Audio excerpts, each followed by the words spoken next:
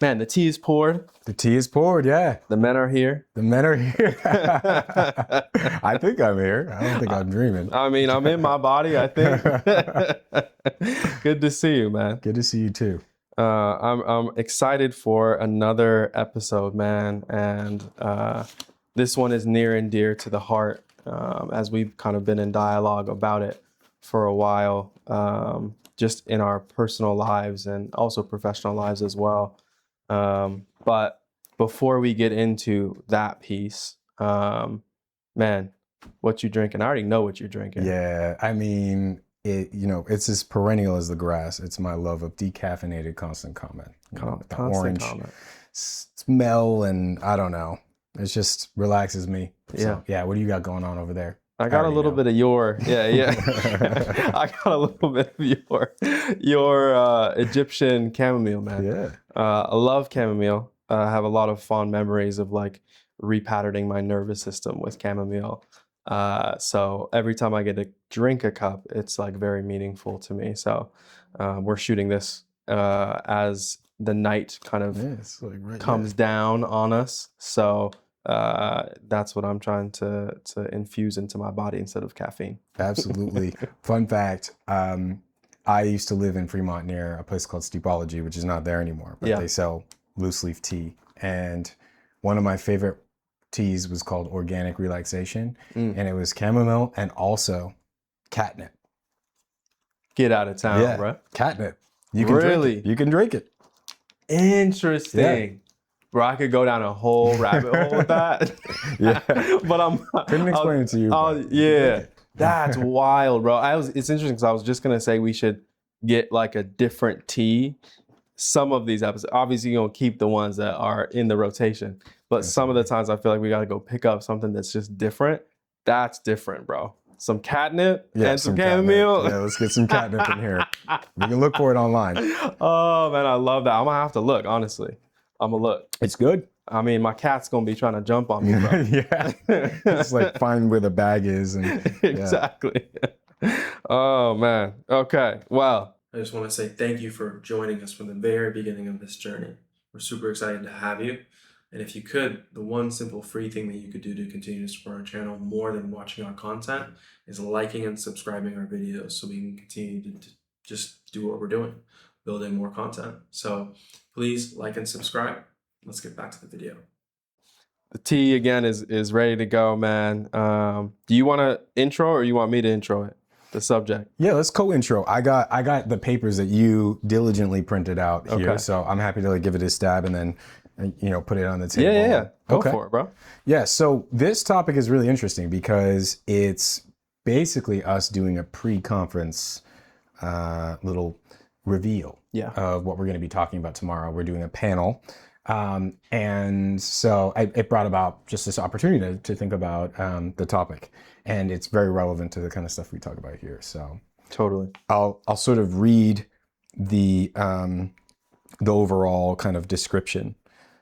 It says, Black men have been long laden with stereotypes and tropes which can diminish their self-image. For centuries, these harmful narratives have, at worst, characterized Black men as hypersexual, unintelligent, scary brutes. And at best, Black men have been characterized as athletic, nimble, and exotic. These limiting narratives impact how one is perceived intrapsychically, interpersonally, and within society at large. This panel discussion of Black male therapists will deconstruct these narratives and provide guidance on how to rewrite a more nuanced, layered, and inclusive narrative, all within 45 minutes of chatter and 15 minutes of Q&A. That's a lot to fit in that 45 minutes. Right. Yeah, man. Yeah. What do you get from that, like, off rip? Because I know, again, we've had conversations about this, but like, what is it that really speaks to you in that? I mean, I'd be remiss not to speak a little bit towards my initial emotional reaction. And the prompt was originally smaller, and it was more, how do Black men find themselves in this world? Something like that. I'm being a bit reductive and paraphrasing, but in my initial reaction was like really just as someone who has been labeled as an overthinker. I don't like to think of myself as much, but I'll let you be the judge. That I found it really challenging to think about what a black man even is. Like, are we using, the label that society gives? Are we using our own personal label? Are we using this like sort of measure? And I think a lot of that comes from the anxiety that I feel of being a black man being placed on me. Like, I never really felt like I had a good stab at defining what I was. And I don't think that that's unique to just black men in that way, but I think black men uniquely experience it. Totally. Yeah. Absolutely, man. Absolutely.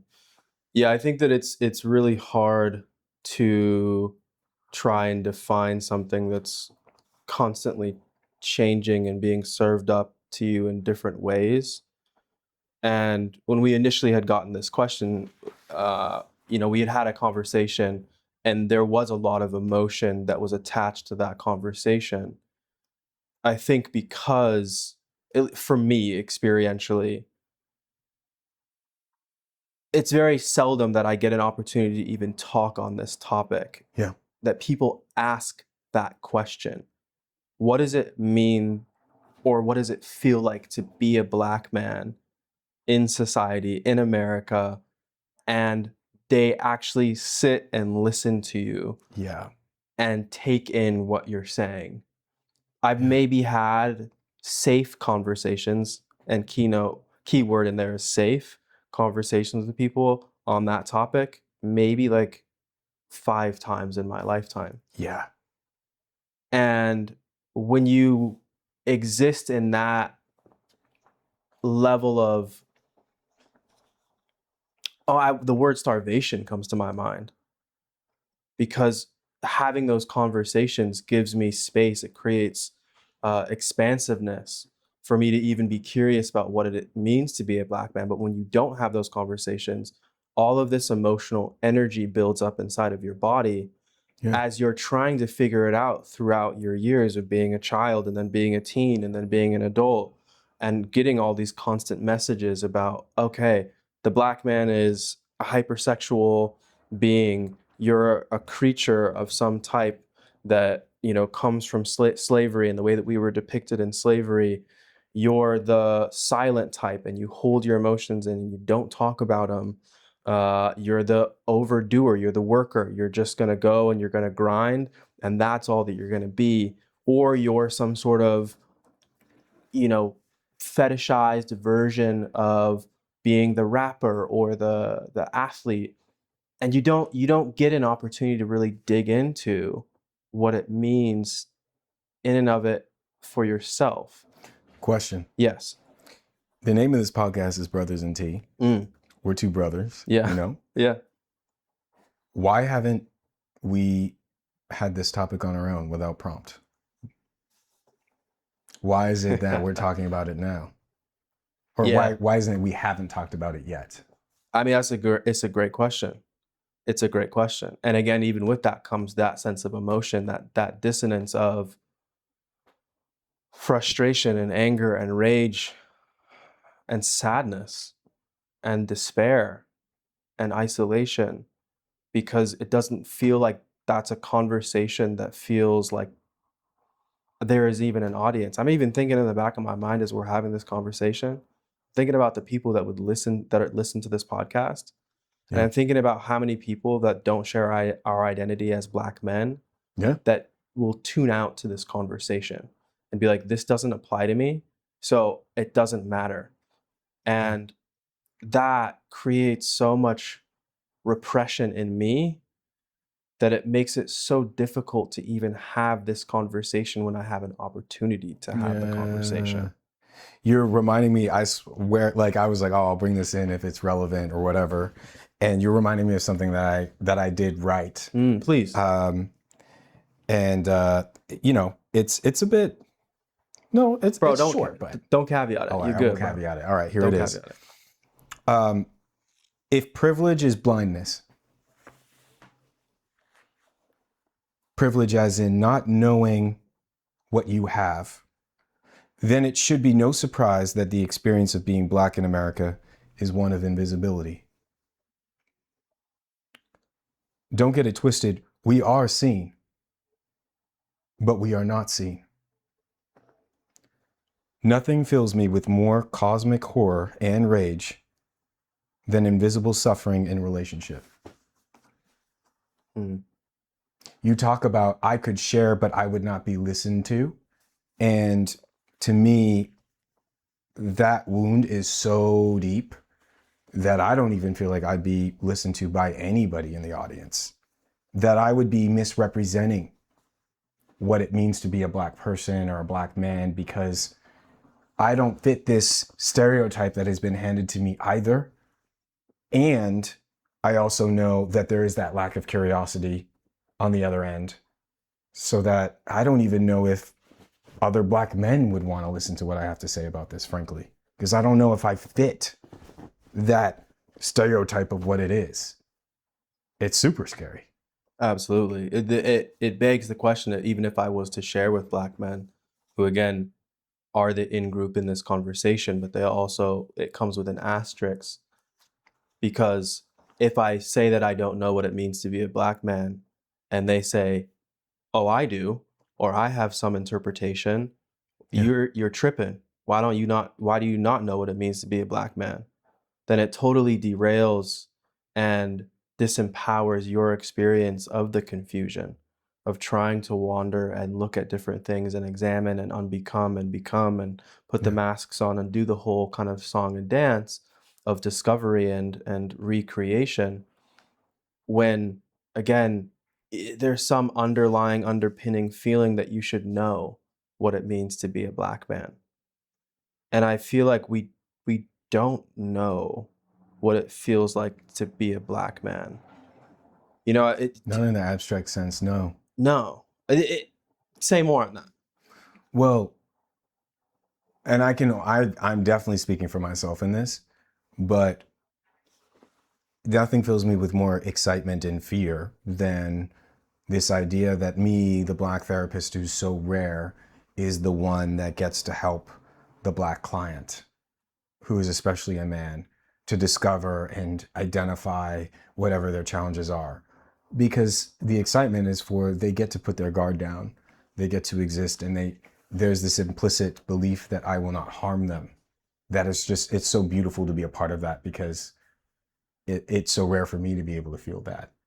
But the fear is this idea that I understand them implicitly and their pain and their suffering uniquely, when I know I don't, because I know that their experience of Blackness is different for a multitude of reasons. And, there's a surface level kind of intersectionality thing of colorism or whatever else, where you were raised and privilege and access.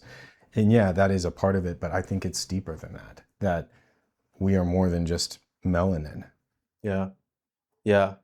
It's very reductionist if you're just asking that kind of finite question of what does it mean to be a Black man, because you're directly pointing at the construct of race in and of itself, which wasn't even created in the negative connotation that it's used today by Black people. It was created by the Portuguese.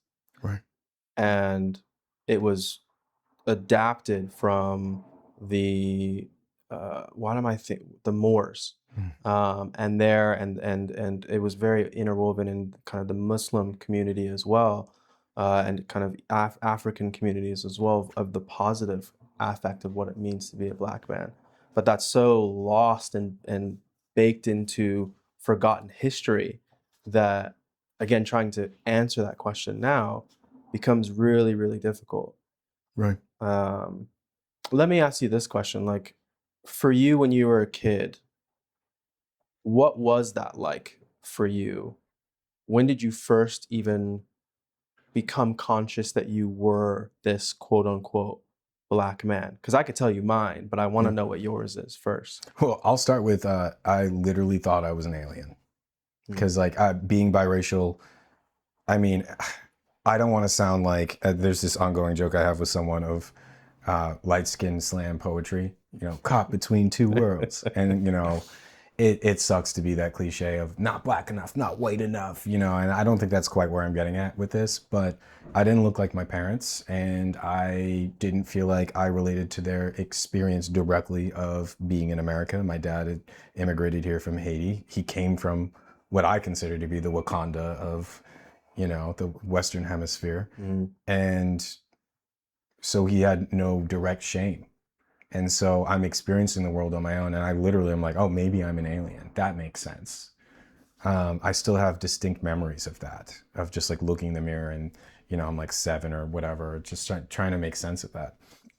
I remember also in 2nd grade, all white suburb, someone calling me the N-word and not knowing what it is. My parents never explained it to me. Yeah, you said My dad never 2nd taught me. grade. Yeah. And he said the word, and then this white gentleman, or he wasn't a gentleman at the time, and he was just like, "You're supposed to be mad now." And I was like, "What?" Whoa. And he's like, "Yeah, I called you this word and you're supposed to be angry at it." And I was like, "Oh, really?" And then I had to I don't even remember what happened after. I'm not going to lie. I don't remember a conversation with my parents. I don't even know if I brought it up. Maybe I did. Yeah. I don't think that there was ever any direct time where I was actually confronted with it. It was more that I didn't fit their image. I just remember these moments of like, oh, why aren't you, like never dated in elementary school, but they're like, oh, you should date Chloe Watson, the black girl. Or like, and I wasn't dating anyone, but I just remember people like saying these snippets of be connected, be the archetype. Yeah, or like this pressure of like dancing a certain way. But I don't think there was any singular moment. I think it was just it was very disruptive and very incongruent and very hard to make sense of, Well, what I get from that is like you were trying to go about living in the world as a child and solely that.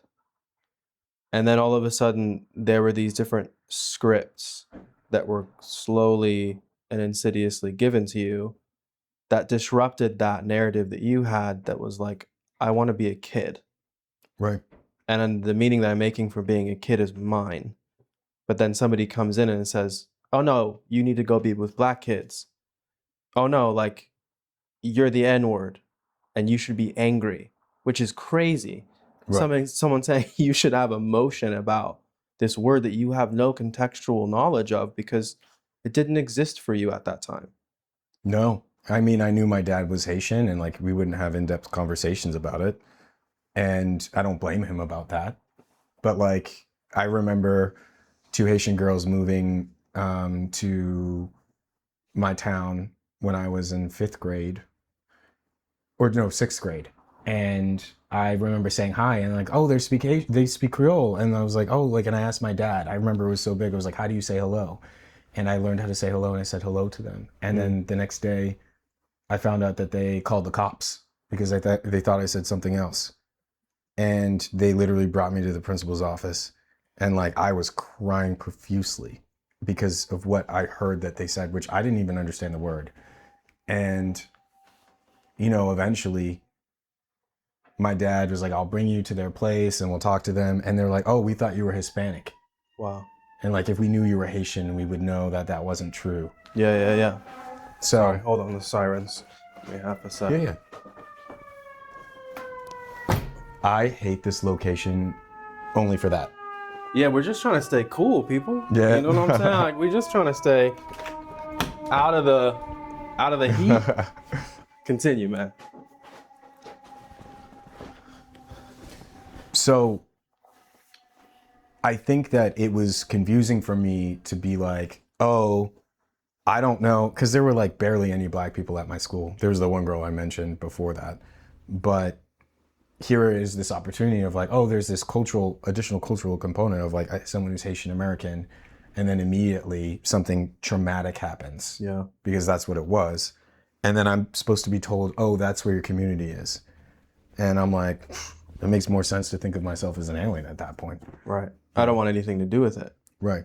Yeah. I still, my dad's Haitianness and like that part of my identity has always been something that has been pushed away and has come back. Like I've never rejected that, but I think that the idea that I am Haitian and that there's blackness or that my blackness will give me acceptance in community is just really hard for me to think, well, is granted. Totally granted, because I understand that experience too. Like my first encounter with race was, I was adopted when I was my mom had me when she was 14. I was adopted by a family. My dad literally looks like Santa Claus, like, my mom, she's biracial, but she grew up in civil rights. So she didn't have the experience of feeling tethered to either community either, because she was biracial. So she wasn't white enough or she wasn't black enough. And so she didn't really delve into the black community at all. And especially when she met my father, it was like, well, you're not going to do that now either. And they lived in North Bend, at the time when I grew up. So it was a predominantly white community. 99.9% of everybody there was white. So I remember growing up, and the first time I experienced that I was different was when I was on a school bus and I was in kindergarten, and a white kid looked over the side and he spit on me, literally spit on me. And I remember being so confused by that. And it didn't happen to anybody else. It just happened to me. And the only conclusion that I could draw at that time was, well, my skin color is different than everybody else's. And my school didn't do anything. My parents, I don't think, could contextually give me information that would be grounding enough for me to make any sort of meaning of it at that time. Yeah. Especially the fact that, again, my father never has really delved in that world. He's had the privilege of being a white man and not educating himself in that world, which is a whole different conversation. But it definitely applies to my experience. But what really kind of struck me was when I discovered the N-word for the first time too, which was in 3rd grade. And some kid said it to me, a white kid said it to me. And I thought it was a joke. I heard that word and I was like, this sounds funny. So I said it all the time. I remember that whole day I was like, ba ba ba ba ba ba ba ba ba ba ba ba.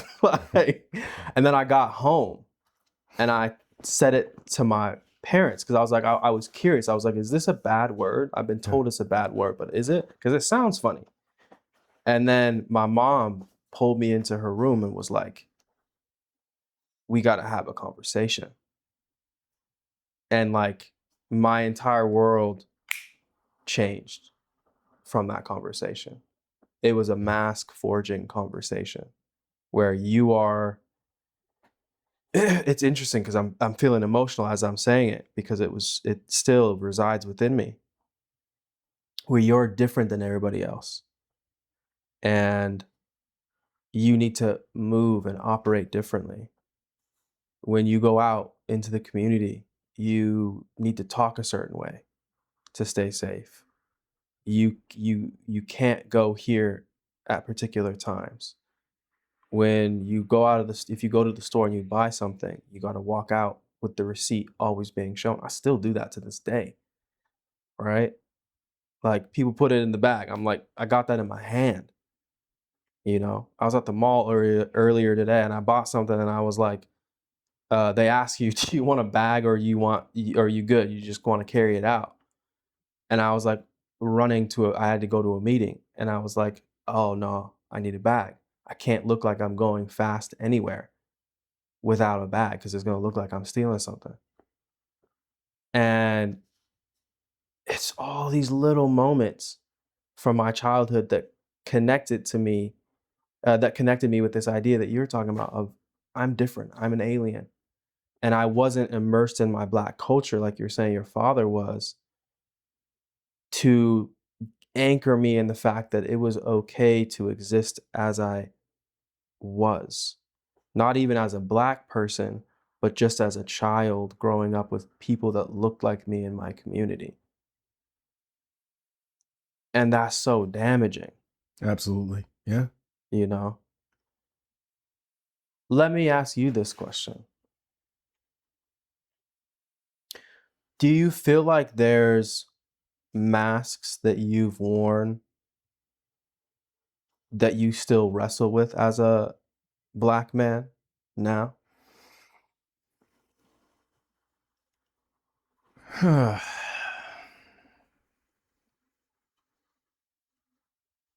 don't know.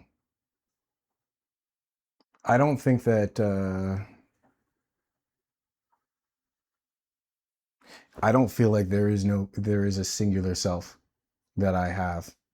Like I feel like I live in like kind of the depths of just like deconstruction and reconstruction, you know? So when I talk to people that have certain parts of them, I can present a part of me that feels authentic and real. So it doesn't feel like a mask, but I don't think I ever feel comfortable presenting my full self, or that it's rare that I can do that. Here, I feel like I can present my full self. But I'm so resistant to the idea of not being me that even when I'm in a situation that is different, like I feel like it's still me that's there. So it's hard to answer that question. Let me ask you this question then, because I understand like logically what you're saying. Yeah. I understand that there is a, you know, I think that there's a big push in our culture, American culture, to like create your authentic self. Yeah. And that self, whatever that means. Yeah. Yeah, exactly. That self feels very like you're going to be this one version of yourself and you're never going to change, or you're only going to show one part of you, right? It feels all consuming, authenticity, in the way that we describe it. But what I'm hearing from you is that authenticity is, there are multiple selves that present themselves based on an environmental situation. Yeah. Per se. Is that what you're saying? Yeah. And I will say that I don't know how to say this. I abandon it. I still know that I am a black man, and I abandon it. I leave it there on the side, knowing it's there, knowing it's who I am, and trying so hard not to let that be the hypervigilance that I experience. And then someone will say something, and I'm like, oh, right. And then that part's like there, and I'm like, okay, how do I, and sometimes it's slow and sometimes it's quick, and then I'm like, okay, how do I get myself out of this situation, or how am I going to navigate it? But my relationship with being a black man is so much more to do with these fragments of other people's perception of me than me myself. It feels like this like annoying thing. And I say that at the same time as like having put so much effort into understanding Black history and like learning about, you know, like Black anthropologists who fought against racial constructs, or Toussaint Louverture in the Revolution against the French, and you know also Dessalines, and you know admiring sports athletes like Mbappe. And so I feel like when it comes to when my awareness goes to that, it's either like an inspiration of something that I admire and that gives me joy and inspiration, yeah, or it's like oh, okay, nice, we're having this really cool discussion, and now you're going to try and like trap me in a box. Okay, how do I get out of this, because I don't feel safe? Yeah. What I hear there is inspiration and safety. Yeah. Like, and I would say that that's very synonymous with my experience of when I am moving between the different selves. My hypervigilance goes up through the roof when I'm in predominantly white spaces. Absolutely. Yeah. I'm like, how are all the white people perceiving me? And am I walking far enough away from them on the street to make them feel safe? Do I need to change and go to the other side of the street?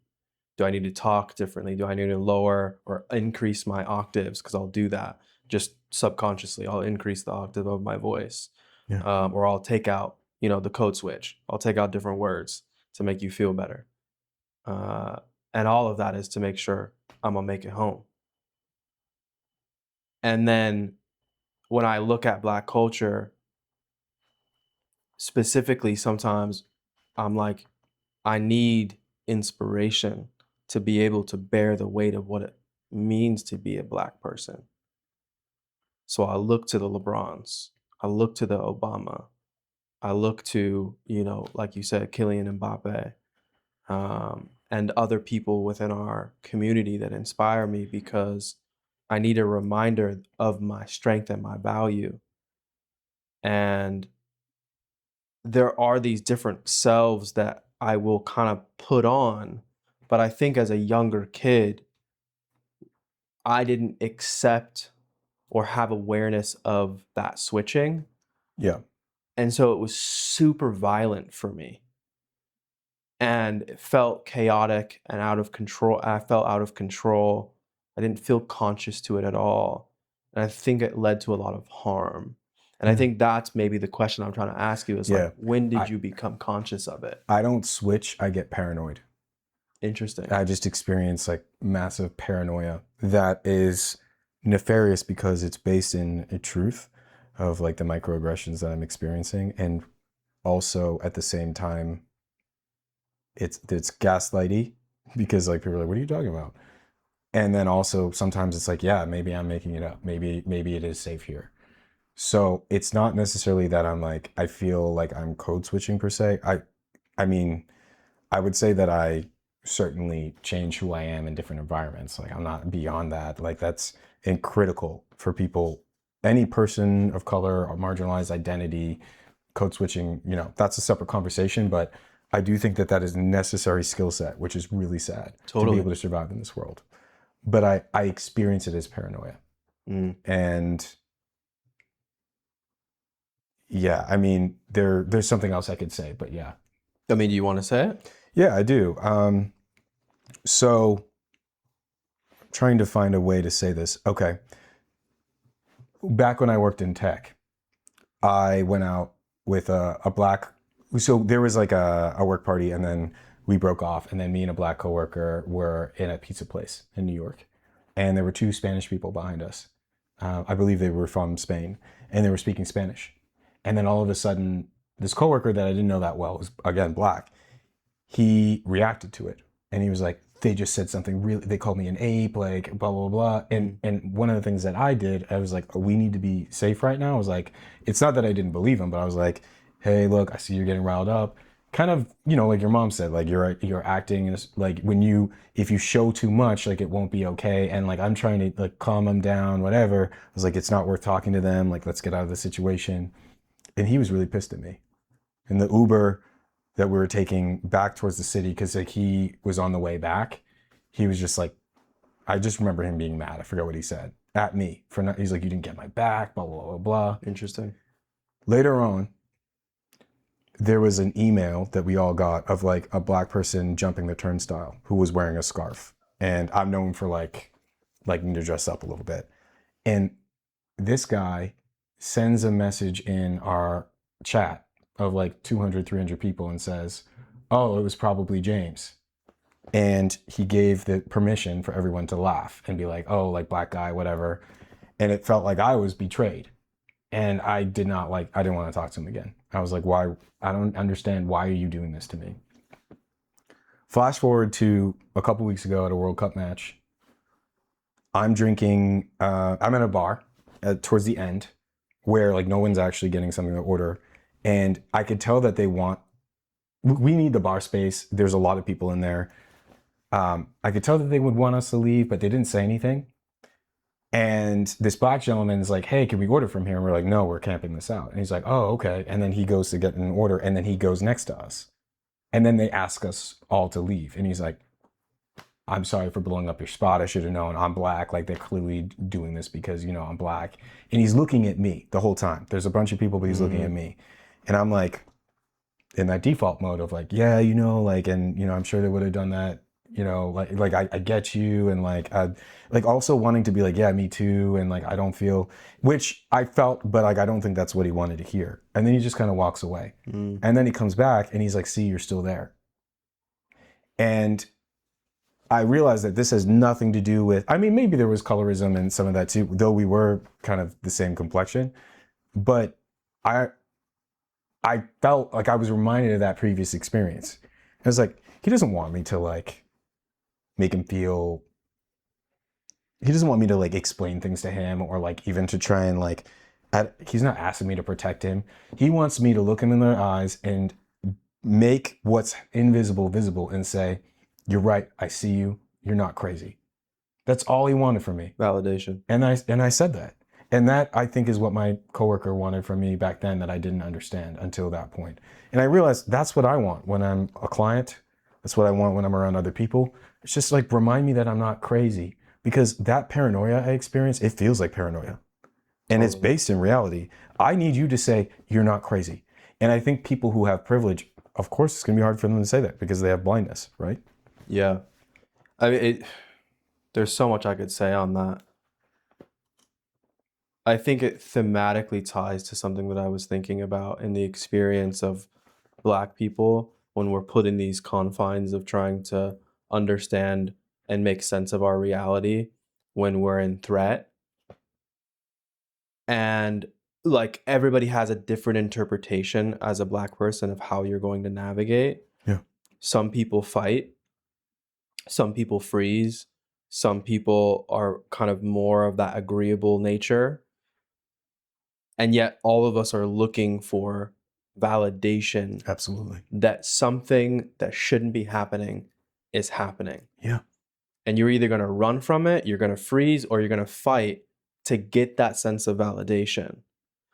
And what I think has been really damaging is the fact that Black people ideologically and psychologically have this idea that, and this is totally pitched on us from society, that we need to be redeemed. Yeah. Instead of being validated. Absolutely. Yeah. And just for the people listening, redemption is the connotation that I've done something wrong, that I need absolution from my sins, and that I in some way have hurt or, uh, made people feel a certain type of way, and I need forgiveness from that, some sort of act. And validation is very different because it's just saying your experience is valid. Yeah. And you yourself at your core, there's nothing wrong with you. You didn't do anything wrong. This just is valid. What's happening to you in the here and the now is valid. And I think we wrestle with that so much as Black people and as Black men because it does seem like in most situations we're fighting for redemption when we have done nothing wrong.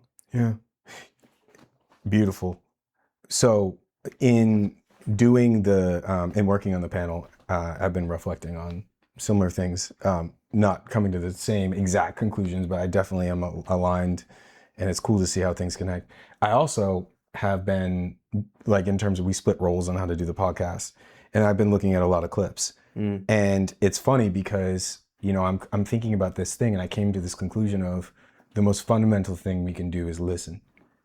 And I'm hearing you say that, like, in all of these clips. Like, you'll notice, like, if you go, I'm sure you've seen it too, that you're like, we need to be listening and like deep witness and all. You say that in so many different ways. And it's not like a broken record. It's because that's so hard that even in hearing you say that, and even in agreeing, that I don't really think I understood the full depth of it. And I don't think anyone truly can understand the full depth in a snippet. No. I don't think anybody can understand the full depth in the podcast. Like, I hope in this podcast we can produce some kind of like facsimile of that, of what we're saying. But to truly listen is so radical that even someone who shares the same experience struggles to listen because of how much pain is required. Ooh. And I think that there's like, to truly validate and see, I have to be willing to expose myself to pain. I have to be willing to deconstruct myself. And I can't do that all the time. Yeah, it's a high cost. It is. And honestly, in realizing that, it has made me a better therapist in this last week. Can I do it all the time? No, I can't. But the understanding the cost, both sides, and not being listened to, but also what can be gained in deconstructing myself for someone else has led to some really profound feelings. Well, what you just said is so like transformative. Give me, before I say what I'm going to say, give me what you mean in terms of like it's listening has helped you and changed you, and understanding the cost, more importantly, has changed you. What in what ways has that enriched you? The content is irrelevant. The content is irrelevant. When you see someone suffering from invisibility, you see them pointing towards the cause, where the cause is so much deeper. They don't want you to make sense out of that. They want you to be disrupted with them. And that's really hard to do. Yeah, absolutely, man. Absolutely. Because we grasp at content. We our world is built by content, labels, objectives, finalities, you know, like I want to be done in this binary moment with all the information that I'm being given, put it in a box, make it really simple and understandable for me. And to let go of that. Right. And to just sit in what somebody is giving you, regardless of the content, and say, I hear you, means in some way that you have to, like you said, render yourself to the pain of that experience, because some of the things that they might say trigger different parts of you that maybe need some attention, or maybe feel a sense of guilt, or maybe even shame.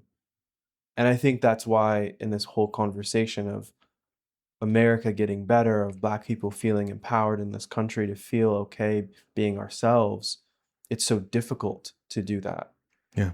Because it is such a high price to sit down and to listen to somebody. And when you do that, I don't think, like you said, in a way, we understand fully how empowering that is, both for the person that feels listened to, but also for the bearer of listening to, the one that actually is listening. Right. It, yeah, I don't know. I could say more, but I have a lot of feelings. I don't know why, but right now I'm just really feeling the heaviness of just the role of being a Black therapist, a Black male therapist, and the socioeconomics of it. That, you know, you think about liberation, you think about, being our ancestors' wildest dreams. And I think a part of that is wanting to be able to explore and imagine a form of self that's different. And, and becoming a Black therapist, or becoming a Black therapist, it feels like that's what I've become, really. Whether or not I want to or not, I'm and you are a rarity. We are unicorns. mm-hmm. And it is progressively less financially feasible to become a therapist in terms of how compensation works and sort of what's happening with regulation and insurance companies. The cost barrier is increasing. The program that we graduated from is 6 months longer than it was before, which is more expensive. So there's only going to be less of us. And the idea that we are the people to save ourselves is such a heavy weight. Because we're talking about all this pain, and we're talking about what it means to listen, and we're talking about what it feels like to be invisible. And then here we are in this position of, I'm not saying this is necessarily true, but the sole people to be able to do that. Yeah. I mean, it's responsibility that I never asked for, and I never, to be very fair, I never wanted, in a way it feels like I'm undoing stuff that was done by people other than me. Right. And I am almost fetishized as a Black therapist and put in this really elevated position as a Black therapist because the people that have caused the hurt and the harm Yes. don't want to take responsibility. So they'll say, you got it. You have the information. You fix it. When what they're escaping is the cost of what it would take to sit down and to listen and to deconstruct themselves and to feel triggered and to move through that and to process and to say I'm sorry and to, you know, all these different things that lead to reconciliation. And that's now my responsibility. Yeah. And I will say, like, on one end of the spectrum, I really appreciate the opportunity to do that.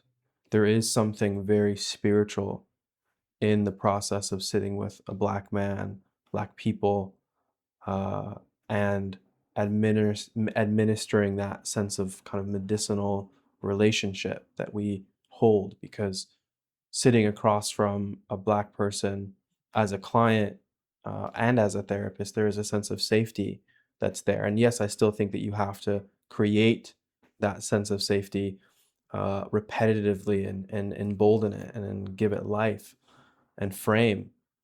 But again, there is that sense of weight that comes with doing that. It's a double-edged sword. Yeah. I feel like I'm giving myself, the younger version of myself, what I never got, because I wish that I would have had a Black man sit down and create a space for me to feel okay being me and to not put labels on me, but to actively take them off of me and say it's okay to, like, you know, have emotions. It's okay to talk whatever way you want to talk.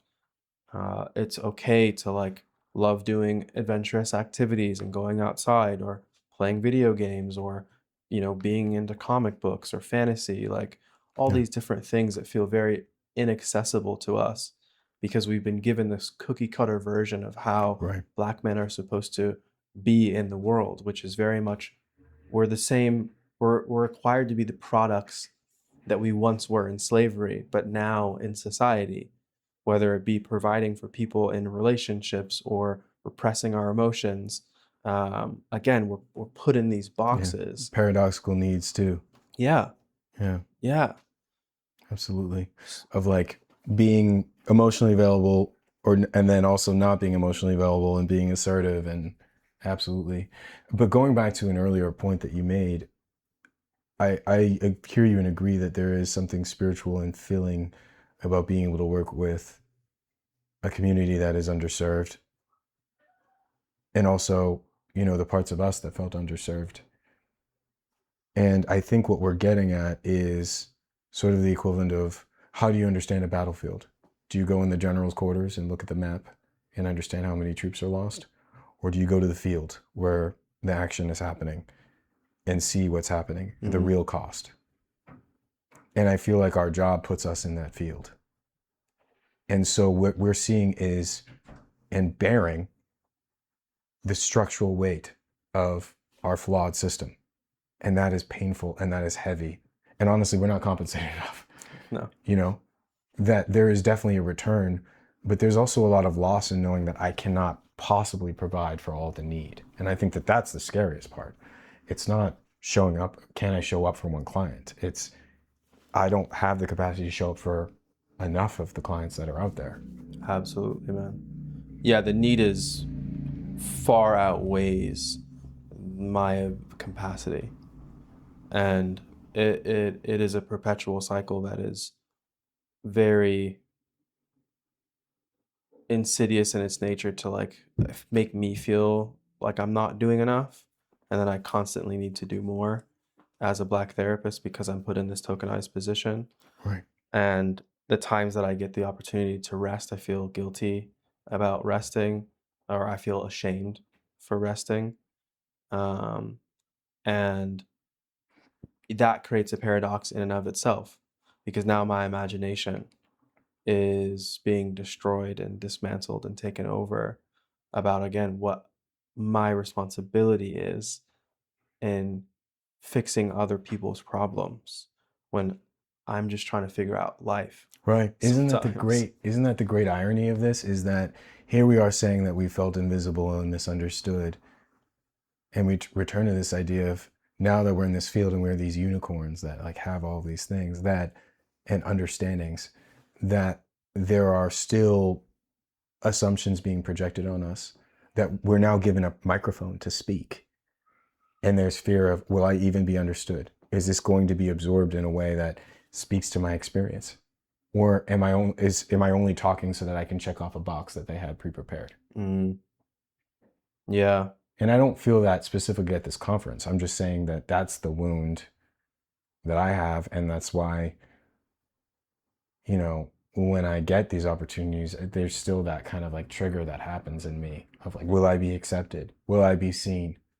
Yeah. Because everything bakes down to that conversation of attachment and authenticity. Right.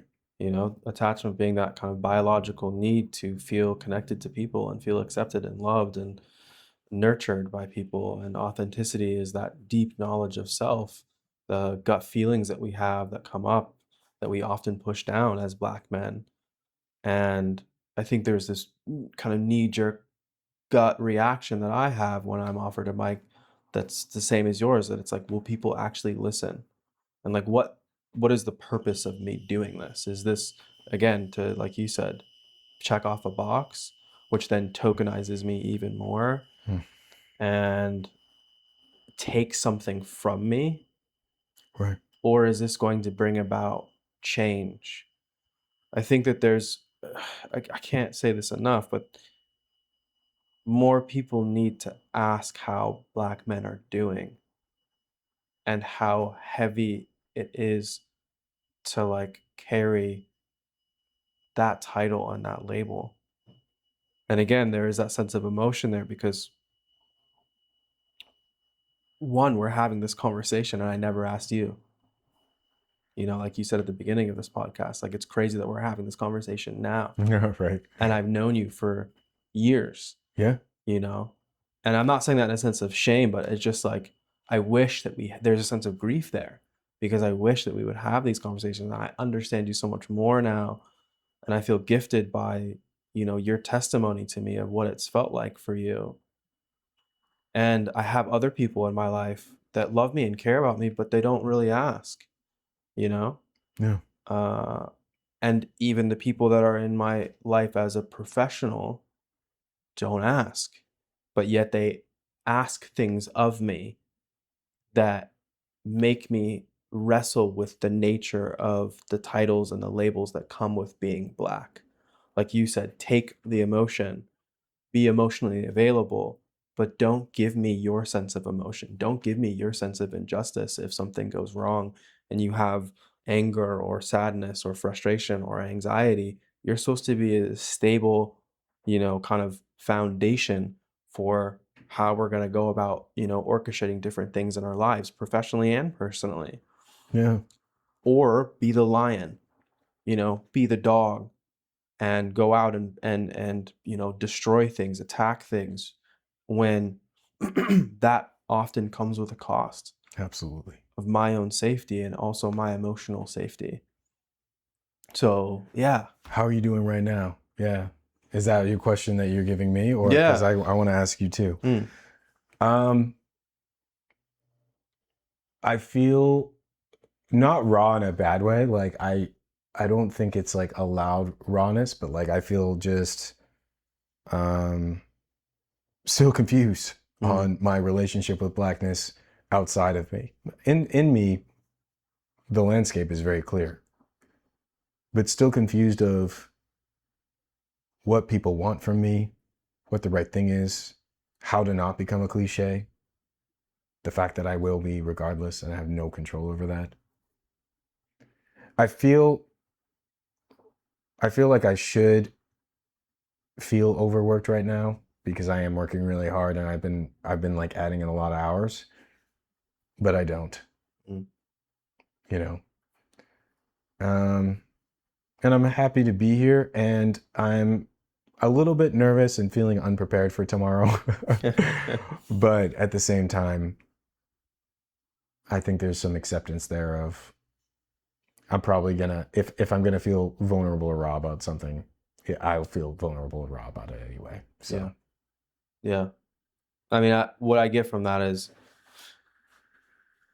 what I appreciate is your capacity. You know what I'm saying? That you still feel in touch with that, you know, and like you can still explore and exist in the world in a way that feels nourishing, you know.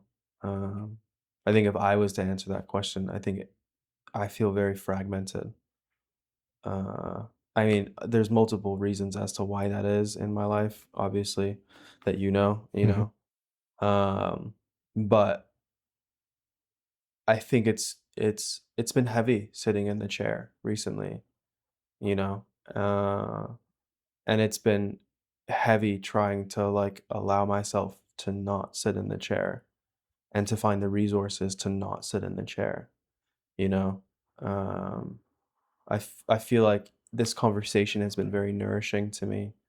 Um I'm looking forward to the conversation tomorrow, but I also feel very grounded in like what we've talked about, that creates very little need for me to do anything tomorrow except just show up and be available. It's reassuring for me to hear too. Yeah.